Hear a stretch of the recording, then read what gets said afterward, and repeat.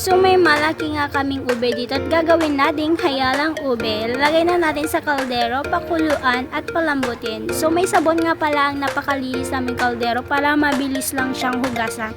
So i-check na natin kapag malambot na ang ating ube at kapag malambot na, hanguin na natin at palamigin. At syempre, ito yung mga na-mash natin lahat na ube.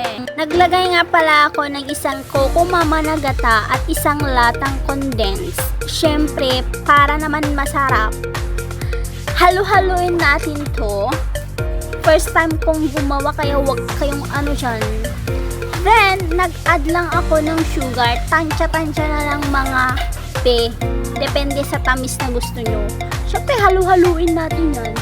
Sa isang kawali, nag-melt ako ng margarine. Pwede naman butter, kung may butter kayo. Social butter. Then, sa isang kawali, ilagay na natin ang ube. At lutuin natin to ng slow fire lang para naman hindi masunog. Nag-add din ako ng isang latang evap para mas lalo pang sumarap. Charis!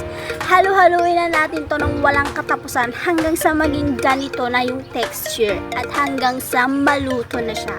At kapag luto na, syempre isalin na natin sa malinis na lagayan. Yan lang. Bye-bye!